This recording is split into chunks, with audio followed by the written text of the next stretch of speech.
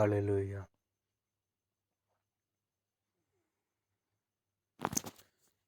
तो आइए एक वचन शुरू करते हैं यीशु मसीह के नाम से। बहुत ही सुंदर अद्भुत वचन है। एक परमेश्वर के दास की जिम्मेदारी क्या होती है। प्रभु ने अपने 12 चेलों को किस लिए चुना था, इस भेद को समझते हैं। तो मत्ती 10 का एक लिखा है कि फिर उसने अपने 12 चेलों के पास बुलाकर उन्हें अशुद्ध आत्माओं पर अधिकार दिया, उन्हें निकाले और सब प्रकार की बीमारियों और सब प्रकार की दुर्बलताओं को दूर करें। आमीन। तो एक परमेश्वर का दास पास्टर दूसरे लोगों के लिए बहुत बड़ी आशीष होता है। परमेश्वर का दास होना छोटी बात नहीं है।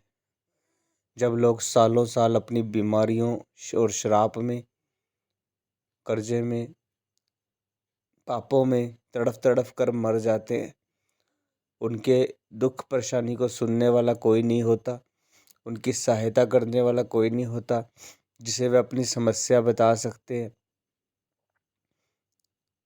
जब वो लोग अपने दुख में, लाचारों में पैसा खर्च खर्च कर, बर्बाद होकर, परेशान होकर, दुखी होकर अपना जीवन व्यतीत कर रहे होते हैं, समस्याओं में होते हैं, विभिन्न प्रकार की बीमारियां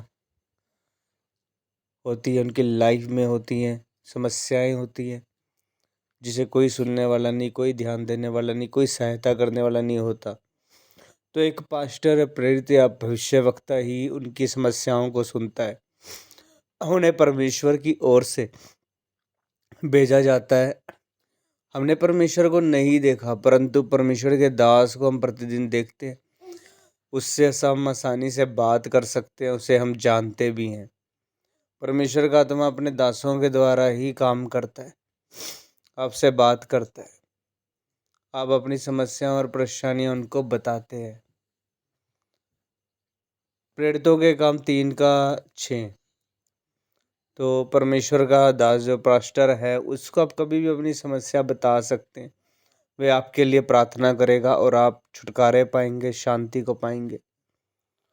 तब पतरस ने कहा, सोना और चांदी, चांदी और सोना तो मेरे पास नहीं है, परंतु जो मेरे पास है मैं उसे देता हूँ, मैं उसे तुझे देता हूँ। यीशु मसीह नासरी के नाम से चल फिर। तो बाइबल में लिखा है, एक लंगड़ा भिखारी जो कई साल से भीख मांग कर अपना गुजारा कर रहा था, क्योंकि वह चल फिर नहीं सकता था, उसे सारा दिन भीख मांगना पड़ता था।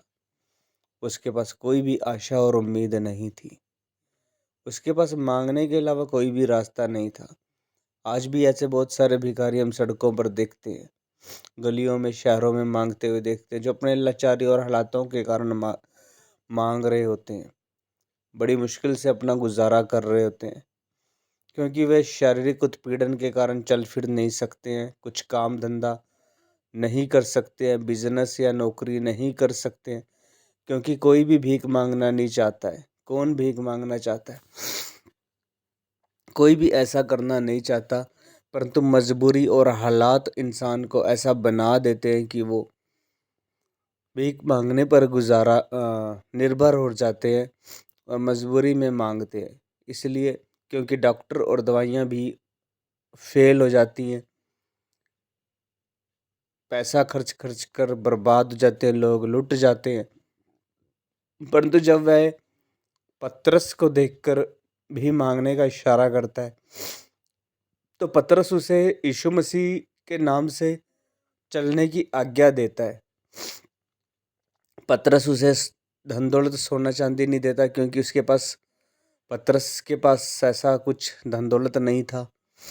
तो उसने कहा, मेरे पास सोना चांदी, धन दौलत, रुपया पैसा देने के लिए नहीं है, पर हाँ, मैं तुझे वो देता हूँ जो तुझे आज तक नहीं मिला होगा। और उसको वो दिया। जब वो सामर्थ आई, खुदा ने काम किया, पवित्र आत्मा ने काम किया, तो वो चलने फिरने लगा। बाइबल कहती है वो दौड़ने लगा, उसी क्षण दौड़ने लगा, उसी समय दौड़ने लगा।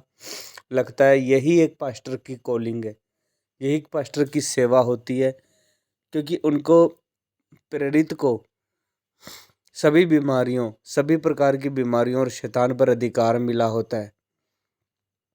प्रेरितों के काम 3:8 में लिखा है, वह उछल कर खड़ा हो गया और चलने फिरने लगा और चलता और कूदता कूदता हुआ परमेश्वर की स्तुति करता हुआ उनके साथ मंदिर में गया। उन सब लोगों ने उसे चलते फिरते और परमेश्वर की स्तुति करते हुए देखकर लोग भी परमेश्वर की महिमा करने लगे, क्योंकि वो जानते थे कि परमेश्वर ने किया ये काम, पतरस के द्वारा परमेश्वर ने किया है। तो वहाँ पर परमेश्वर की बड़ाई होने लगती है, महिमा होने लगती है। हालेलुया। तो यही एक पास्टर की कॉलिंग है, वो बहुत बड़ी आशीष है, तो हमें उनका आदर करना है। आमीन।